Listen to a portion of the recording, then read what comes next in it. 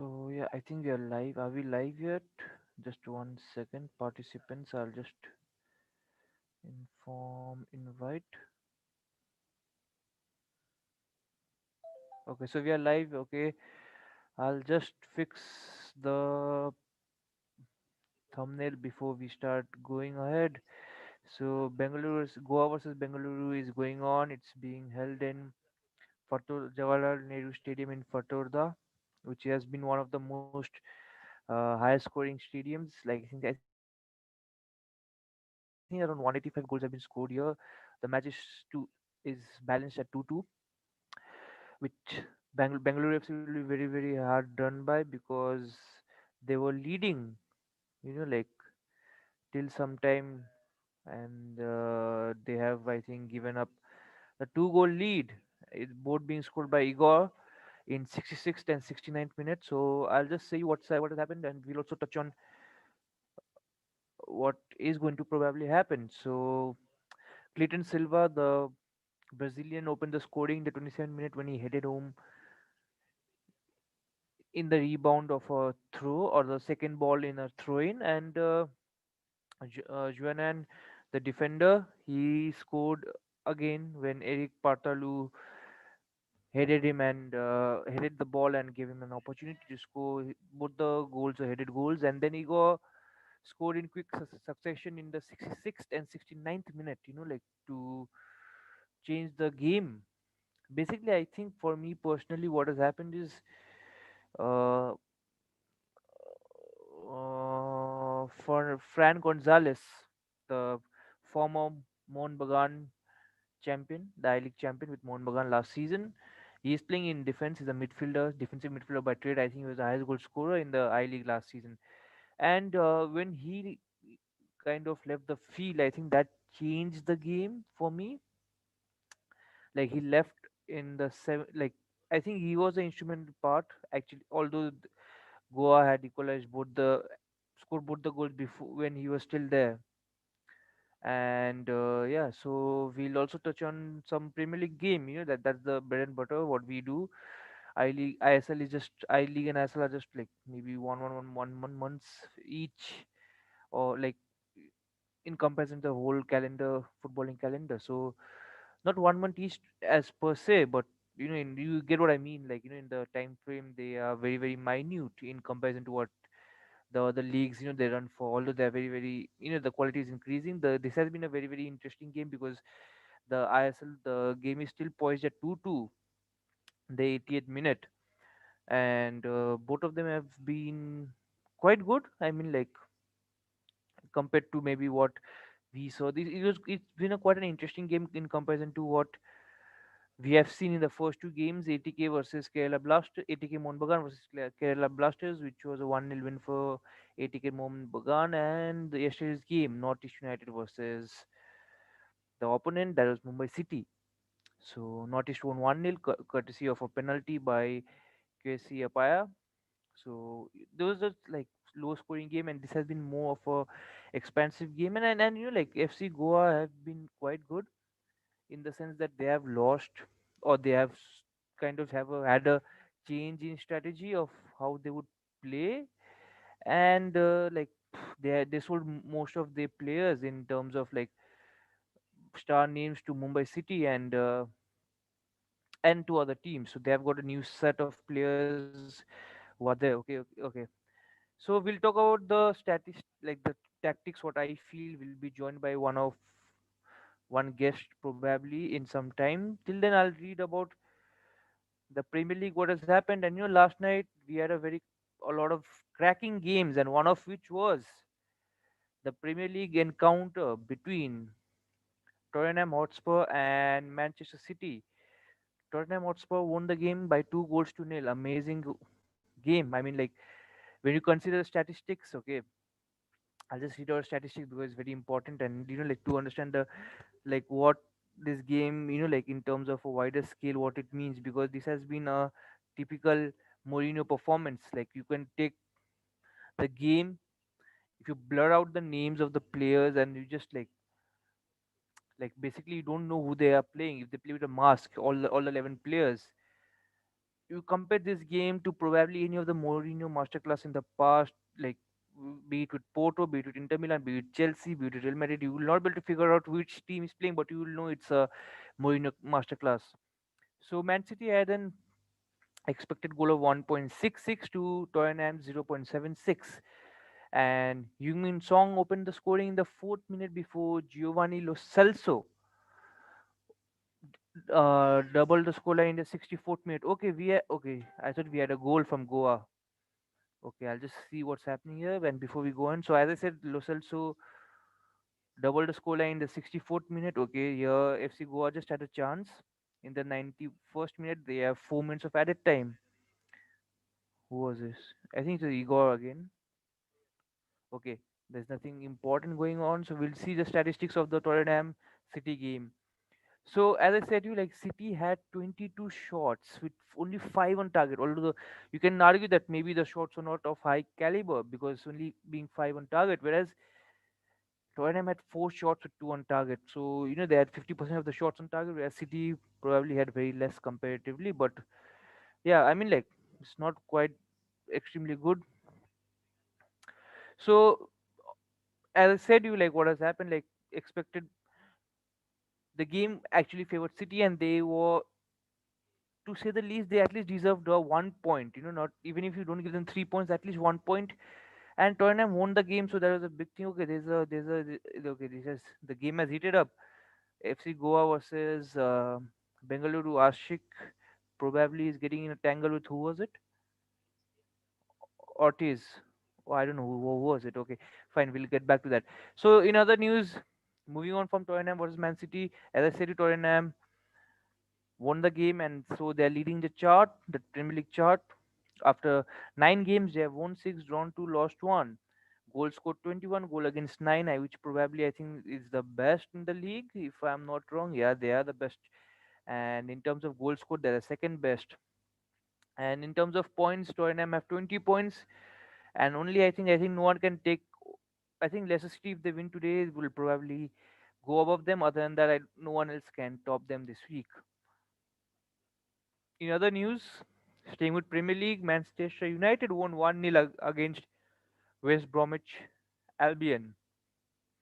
Again, clear favourites.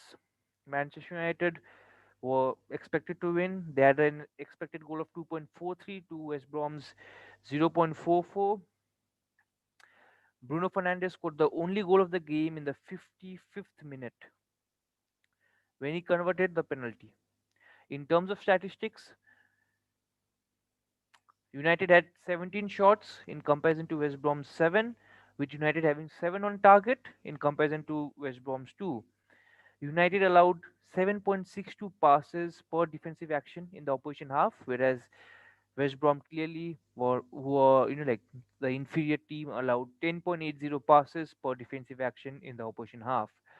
So we'll move on from that. What Okay, should I compare United more? I'll just read out, or should I? Okay, I'll just read out where United. So the win means United are currently in ninth with having played 8 games, won four, drawn one, and lost three. They have scored 13, conceded 14, and they have 13 points. Whereas West Brom are in 18th, nine played nine, won zero, drawn three, lost six, goals for six, goals against 18, 3 points.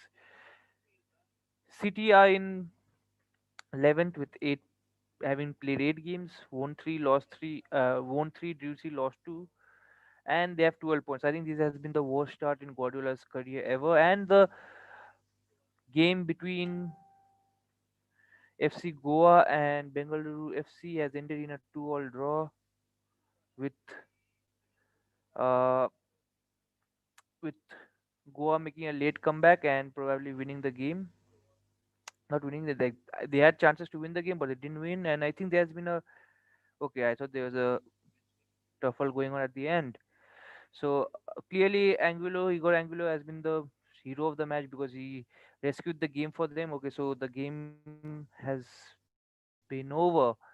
Personally, I didn't like Gurpreet Singh Sandhu's game because he has been just hooving the ball up, like with every pass that has been played back. Okay, that is quite that's understandable in the sense that he didn't feel comfortable, and but whatever, like that I think, like when you have the likes of Fran Gonzalez, who likes to play out from the back, and he's basically a midfielder playing in three-man defense, in the middle of the three-man defense, to kind of start the attack from the back, kind of like what Fernandinho does for maybe City when he plays in the defense line, whether it's at the four-man defense or a three-man defense, basically what he does.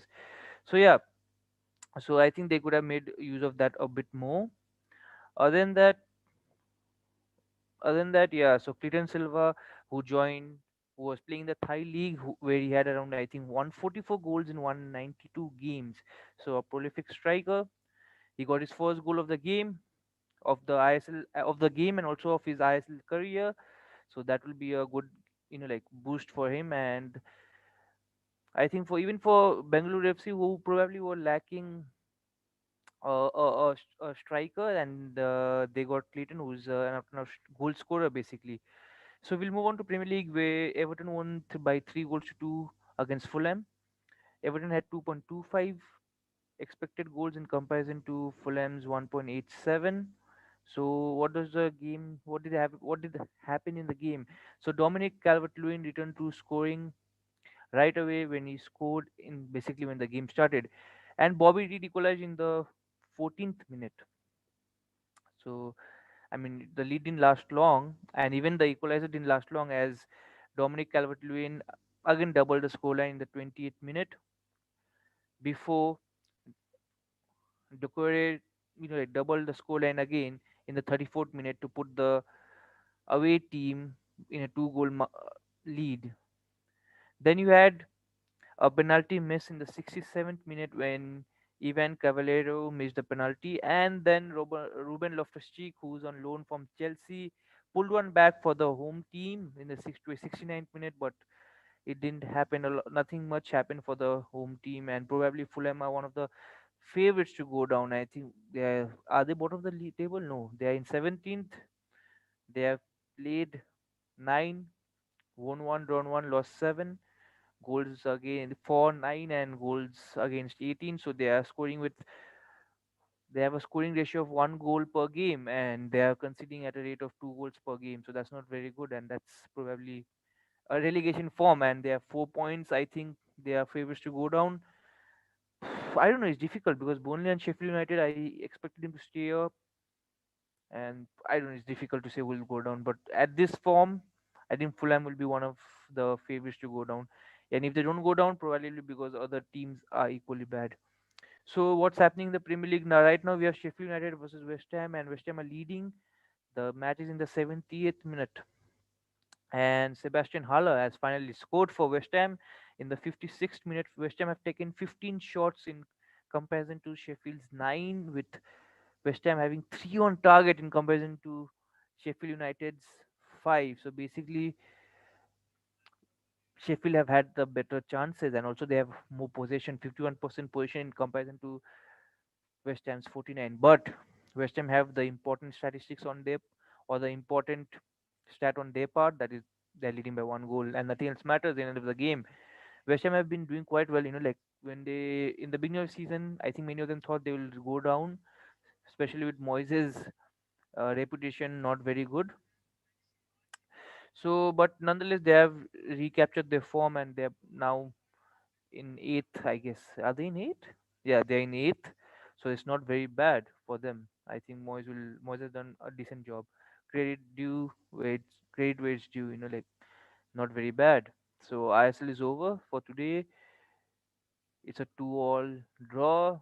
Entertaining for some, but Bengaluru FC, the entire team and the fans would be having a bad feeling, because they could easily have won the game. I mean, like they were leading 2-0 till 65th minute, and they blew it up in a space of 5 minutes, where they conceded twice from Igor Angulo, which is both in like preventable goals. And so we have Odisha versus Hyderabad tomorrow. So let's see what happens in that game. Like we'll cover a little bit more. We'll go to La Liga, what has happened. So yeah, Atletico Madrid won against Barcelona yesterday with Yannick Carrasco scoring. He was playing the Chinese Super League and has come back and is doing quite good, not bad. And Iber versus Getafe in nil-nil draw. Cadiz versus Real Sociedad is going on right now. It's again nil-nil there too. So nothing interesting there. So we'll see Bundesliga. Bundesliga had some good games when we were live yesterday. Actually, I'm not covering the ISL. I'm waiting for one person to come. I don't know if they'll come or not. So I'm waiting for him, and when he comes, we will probably like do it better. Okay, yeah. So Sushil Giri has been saying, what about 4 goals by Golden Boy Erling Haaland? Erling Haaland has been quite good, and yeah, he's very extremely good player, and I feel sad for Dortmund, and because yeah, you have Haaland and you enjoy him, but like uh, I mean, like he's going to leave, you know that, right? Because Dortmund, I don't know. Bayern, like before Hansi Flick came, were probably at the weakest time. I think like since they won the treble, and under Jupp Heynckes and till Hansi Flick came, I think that phase where they had Niko Kovac, Carlo Ancelotti, and few other managers, whoever, if they were, I don't know, I think these were the only two. They were the weakest, and they could not capitalize on that. Even last season when they were like, I don't know how many games behind, and they still went on to like how many points ahead of behind, and behind they still blew up the league, and Bayern won it. And I don't think so. Borussia Dortmund are going to win any title for that matter anytime soon, because Bayern have bought good players, they bought younger players, and they are kind of rejuvenating the squad. And Sushil Giri, who is the president of Black and Yellow, I think it's Black and Yellow only, right? Yeah, which is the official Borussia Dortmund fan club, which is associated with the club in Germany. He has sent in, what about 4 goals? Haaland has been good, yeah. Haaland has never been bad. Haaland is a very good player, and the more he scores, actually, you should enjoy him while you can, because I feel he's going to leave sooner or rather than later, because not because Dortmund are a bad team, but that's the cycle that they have, right? And Sushil, if you want to join in the live stream, please hit me up a message on any platform that you feel comfortable, and you can join too, and maybe probably give your ideology on Haaland. Okay, yeah. So staying off Haaland. Oh, yeah. So as I was saying, like Bundesliga has been amazing. Okay, I will just see Bundesliga what's happening. So as he said, like, and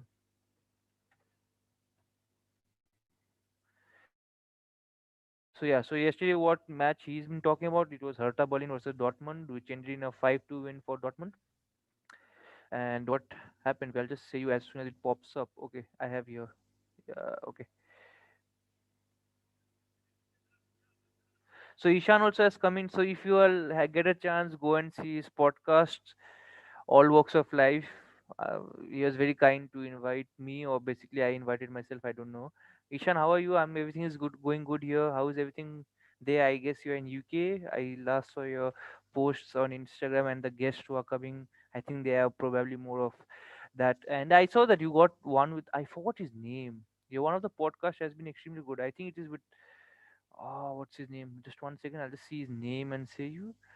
I really liked that podcast, like what you did.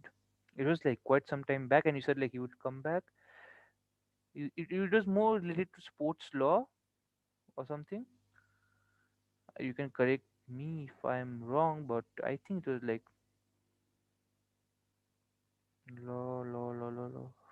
Okay, I'll just see Shan. I really wanted, like, I thought of inviting him too, like, but I didn't know. I thought he's extremely busy. What's his name? Okay, I'll get back. No. I'll just do this and then go back. All Walks of Life podcast is amazing, guys. If you all get a chance, go hear it. It's very different from what I do, and probably that's why I find it more interesting. Yeah. So yeah, the person I was talking about was Daniel Gee. Amazing, like that podcast that Ishan has been involved with his uh, endeavor. That is the All Walks of Life. That's amazing. And Daniel Gee, who's a sports lawyer and also an author and founder, blogger, podcast, everything actually. He has done quite good, like in terms of like with Ishan, what Ishan did there. I really like that, and hope to see you, like doing more good in the future. So yeah, I was speaking about taking questions from Sushil, and Sushil has sent in like about the Bundesliga and the 5-2 win for Dortmund against Hertha Berlin.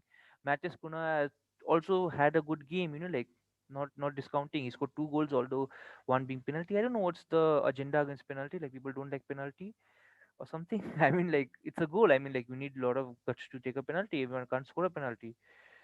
I mean, like you still it's a 50-50 penalties. Like so yeah, so I'll just cover the game. Yeah, so I'll just give you more insight about what happened. So basically, Matheus Cunha, the Brazilian, opened the scoring in the 32nd minute, and Erling Haaland then went in the form of his life again. Like he has been in the form of his life since he joined Dortmund. He scored in the 46th minute, 48th minute, 61st minute, and then Rafael Guerrero scored in the 69th minute, and Haaland again scored in the 78th minute. And I think he was taken off in the 86th minute, and he was not happy basically. Like I heard, I don't know whether it's true. Like if Sushil, if you are still there, you can correct me if I'm wrong. If by saying me if like he was unhappy, there was some news going on. So yeah, also in the game, I'll probably butcher his name. Yusufa Mukoko also made his debut. He's a very young lad and a person with a lot of potential for the future. I think he's, I don't know what's his age. Again, I'll butcher this up. Let me just check before I just say. Okay, I'll just see. Okay, yeah. So he's 16 years old, as I said. I just thought. And the only guy who comes in the mind is a Dembele guy who played for Celtic. Who's I think he's still with Celtic. Who was that young to start. So yeah, I don't know where's the other guy. He should be coming in too, so that we can discuss about this. And I think he won't be joining in like our Bengaluru FC expert. So I think I have to do it all on my own. So that's not a problem at all. I mean, it's fun actually. It's not a problem. So I'll just complete. So yeah, that was what happened in the Hertha Berlin versus Dortmund game. It was a win for Dortmund, a resounding win, 5-2 win. And the result means I'll just see the top four. Bayern Munich are top of the table. They have played 8 games, won six, sorry, drawn one, lost one. They have scored 28 goals and conceded 12. I think they have not been in top gear. I mean, they have suffered a lot of injuries like many other teams all across the globe, actually, not only Europe, the globe, wherever the games have been taking place because of probably shortened season and the more fitting in of games, national games, and everything. So Bayern Munich top the chart with 19 points. Borussia Dortmund are close second with 18 points, and Leverkusen, by Leverkusen, they are again flying high this season, at least in the beginning of the season, and they also have 18, but they have an, I think, inferior goal difference. And Rasenball Sport Leipzig are in fourth with 17 points. So Rasenball Sport or RB Leipzig are the have a strategic partner with FC Goa who played today. So yeah, so we have like Ajay Brahma. Yes, said hello, bro. Hello, Ajay. So yeah, Sushil, yeah, thank you. Yeah, I think it is 16 years in one day. I think yesterday was his birthday, if I'm not wrong. He was His birthday was on November 20, 2004, and he was born that day. And so yesterday when he played the game, he was like 16 days, 16 years in one day. So I think we have covered. I think I'll just touch on ISL a little bit more. I'll give you more statistics a little bit, and then we'll end it up. So yeah, so FC Goa had 8 shots in comparison to Bengaluru FC, who had nine, with Goa having 4 shots on target in comparison to Bengaluru FC's three. Goa had the lion's share of position; they had 67%, and Bengaluru at 33. You could do the maths. I didn't have to say. Goa completed 551 passes in comparison to Bengaluru FC's 265, with an passing accuracy of 89% for FC Goa, and Bengaluru FC had 72% passing accuracy. So, if possible, I'll just put that up. Is it possible? I don't think so. It's possible. So leave it. So yeah. The last statistics was like, okay. I didn't know that. Like Goa were offside 7 times and Bengaluru FC zero, and Bengaluru FC had 4 corners to Goa's three. So yeah, I'll just should I touch on the formation a bit, because that was I wanted to discuss that. I was like watching the game. I'll do for Bengaluru FC. I think like 3-4-3 is good for Bengaluru FC. Like Sunil Chetri kind of gets a free role in that formation when they play 3-4-3, because with three strikers the burden is not on him to score all the goals.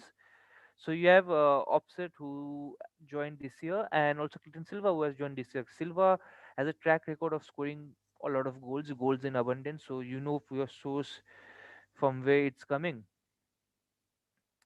And so Chetri will be more of a free role. I think he's fit and he's extremely he's in top of his game basically till now, and he's I think 37, 38. What's his age?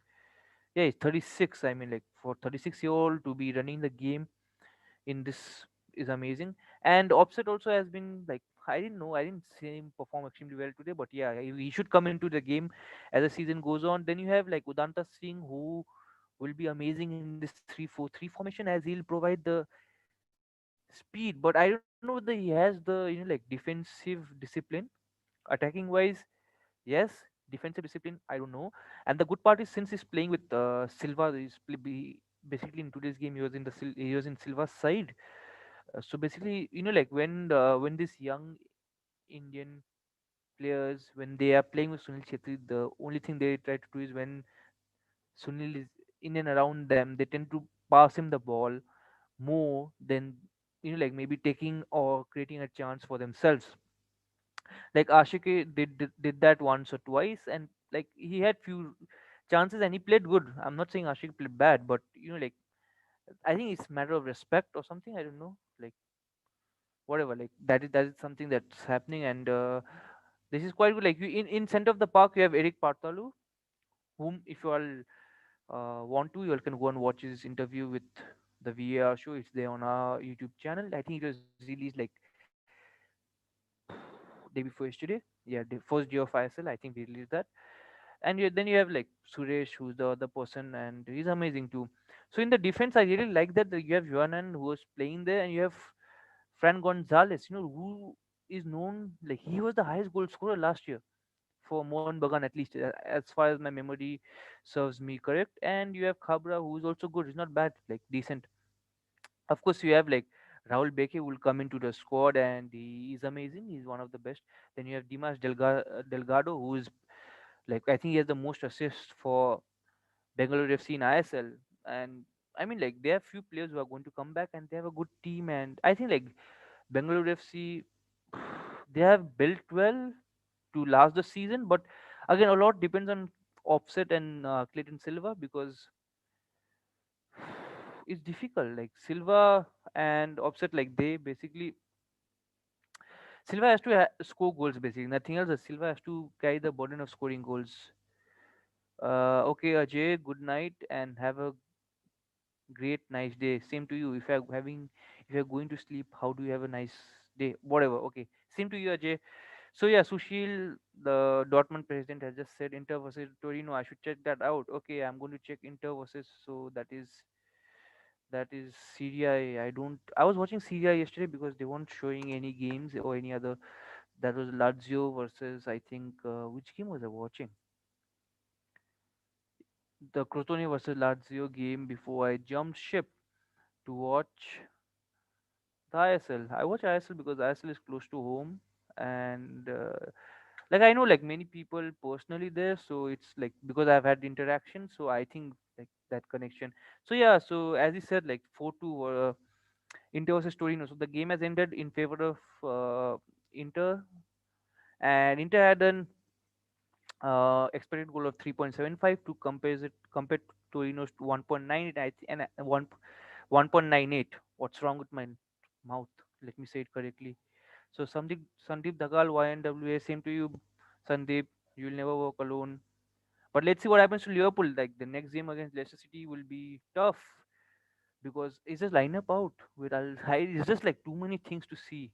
Like following so many leagues at once, no, it's very difficult. It's very difficult. I'll just see Premier League. It's like I really hate, like Sandeep. I don't know whether you watch. You can just write down in the comment section you want. It's really annoying when you have Liverpool games at 1 o'clock at night. I mean, like they should put it at 9. You don't want to stay awake like at 1 o'clock. I mean, like they should feel for us. Sad. Okay, the lineups are not out. At least that's what in it's there in Google, and I think like it will be a very very tight game. Like Liverpool are unbeaten in the last 9 home Premier League games against Leicester City, and I think they are not beaten in home for I think for 3 years now. In the last 63 Premier League home games, they have not beaten. They joined longest such run without defeat in top flight. The previous time they had so was between February 1978 and December 1980. Wow, which was eventually ended with a defeat to Leicester City in January 1981. Sandeep, that's not a good sight to hear. Like good thing to hear, like I mean, I don't know whether you knew this. Like I'll just put it down. I just saw this. Okay, okay. So Liverpool are unbeaten in the last 63 Premier League home games. I think you'll be aware of this. This is a joint longest such run without defeat at home. Okay, that's fine. Their previous run of 63 unbeaten home league matches between February 1978 and December 1980 was eventually ended with a defeat to Leicester in January 1981. So, do you think Leicester can win today? I don't know. Like, too many players injured for Liverpool, but I think Liverpool should win. I don't know. I think Brendan Rodgers can't win against Liverpool. Like, he can win, of course, but I feel like I think Rodgers is a good manager. I don't know. Something is wrong with Rodgers. Okay, I I think like Sushil, like you said, like Marco Reus, amazing player, but I think he's too injured. Like if you take a career as a whole, I think Marco Reus has been too injured to like he's a legend maybe for Dortmund, but in terms of the wider picture, he won't be remembered much. Like he will be remembered for Dortmund fans, of course, but like in the wider scale of things, like like like like in football basically in this generation you won't remember Marcus Reus as much as probably you'll remember some other players from German national team or that era or probably of Dortmund because just because like the only thing I hear about Marcus is being injured and he has spent a lot of time being injured. He's an extremely good player and probably he would have taken Dortmund to a much greater height or probably something I don't know but like he's just too injured. I know like he's playing now and he's doing good probably, and I wish him all the best. But I think he's just too injured. Like, okay, as I was in Inter versus Torino, I'll just complete that. So Simeone Zaza opened the scoring in the 46th minute for Torino before Christian Ansaldi scored the penalty. He used to play for Zenit. I should take him in FIFA before former United player Alexis Sanchez pulled one back in the 63rd minute before and again former United player Romelu Lukaku drew the game in the 66th minute. Lukaku again scored in the 83rd minute when he converted the penalty before Barcelona linked Lautaro Martinez put the game to bed in the 89th minute. Of course, I think with this game, with this victory, probably like the Inter Milan GS General Secretary will probably talk to me. They have been in a bad run. Yes, Bidish, you will never be injured alone. Probably, I don't know. I don't know. I mean, like whether you can be injured or not, whatever. So we'll go to Premier League. I was going to go. Okay. So the West Ham game has ended, and West Ham won by 1 goal to nil against Sheffield United. Sheffield United are in a very bad run of form. Then probably they'll get. I mean, with this form is relegation form, and probably they will not sack Chris Wilder because he's like good. He bought them up from I think first division to championship to Premier League, and probably they should give him time. He's a good manager. Yes, British. I know that's a joke, but yeah. So how are you, British? Everything's fine. So yeah, so Sushil, yeah, I was talking about Marco Reus. I don't know what's his statistic this season. I have to check this season. Marco Reus. What's his statistics going on? I don't know. Like you can just message me and okay, Marco Reus. Let me see. Let me see. Marco Reus has been as of now. Has been the star of Dortmund. Like since he has come, hands down, no one can even come close. Yeah, so Marco Reus has played 8 games, 391 minutes. It's quite low actually. Yeah, I mean, it's I think like fifth, 10th, I think of all the Dortmund players. He ranks 10th in minutes played. He has scored 2 goals, assisted one, 3.9, 3.22 shots per 90, with and 1.38 key passes per 90. Expected goal is 2.54, and expected assist is 0.33. Not bad. I'll just see what his record has been in the last past few seasons, because he's a player who, like, you see his record. Okay, like this season he played 391 minutes, 8 games. Fine, this the season has just begun. Last season 19 games, 1505 minutes. Before that season, the 18-19 season, 2335, 2335 minutes. I think that's the most he has played ever in terms of a season. And you see the results, right? He has 17 goals and 8 assists in that season. So there's a good player in there, but he's just too injured. He's just injured all the time, most of the time. The season before that, 944 minutes, 7 goals, 0 assists. Similar numbers if you go down, like he has a his expected goals is 0.5 if you take an average throughout his career in Borussia Dortmund career, 0.57, and his expected assist numbers are 0.27. So that's not bad. But which is quite good actually. It's not bad. I mean, like, he's good, but he's just too injured. Like, if you compare like similar statistics to whom, like, if I just compare 1 second. Mm-hmm. Marco Royce, open in new tab, and whom should I compare? I don't even know who like is similar player to. If I compare Serge Gnabry, Thomas Muller, Lewandowski, no, Lewandowski is slightly different. Like, I would compare him to Thomas Muller basically. That is a role that. So in the last 7 seasons, Marquez has made 128 appearances and 9,873 minutes he has played. 63 goals, 26 assists. Decent, not bad. Serge Gnabry in the last 6 seasons, which included Hoffenheim and Werder Bremen and West Brom, where he was not probably entertained a lot. He has played 118 games, which is not very far from what Marco Reus has clocked up in Dortmund. He has played in 8,040 games, 8,040 minutes with 47 goals and 21 assists. I mean, it's not extremely good, but it's not bad. I mean, but he's better than Marco Reus with 1 season less. Bear in mind, if you take a competitor like Marco Reus, what he is to the team, like, you require numbers like this. Like Thomas Muller in the last 7 seasons, he has clocked up 194 appearances. That is 14,306 minutes, 64 goals, 74 assists.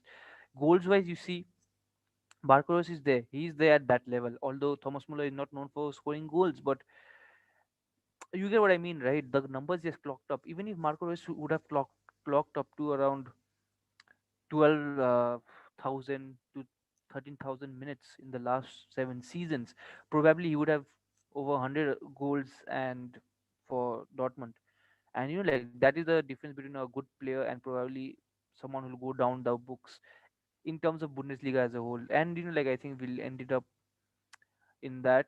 So yeah, I think Marcos has been good. Like you said, not bad. He'll go down as a legend of the game for Dortmund. But all in all, like, decent player, not an extremely out of the, like, he won't go down. Like, he's not like a Thomas Muller kind of a legend in terms of German football, or even Mesut Ozil type of a player, like, who have set the bar very high. So yeah, so on that note, I think we'll end up. So we'll come back tomorrow for ISL. We are just like, and we'll cover like what all games are there. So we have Odisha versus Hyderabad tomorrow at 19:45, same time, Nepal time. That is, Orissa is by managed by Stuart Baxter, uh, who is new. He has new to Odisha and new to Indian Super League. He has been all across. the world basically. He has been in Scandinavia, he has been in Africa, he has like all over. He's a very, very reputed coach, and we have Manolo Marquez, the coach of Hyderabad FC. And because of time shortage, we couldn't get him on the show. But yeah, we'll probably try to get him if there is if they're performing well. And yeah, so we'll see. I'll see you tomorrow, and hopefully we'll be joined by someone tomorrow for post game. So till the next time, take care, stay safe, and bye. I will go. I have to make some posts. So yeah, thank you everyone who joined in. Few comments, Sushil. Thank you, Ishan. I love your work. Do doing your work. So I'll see you tomorrow. Bye.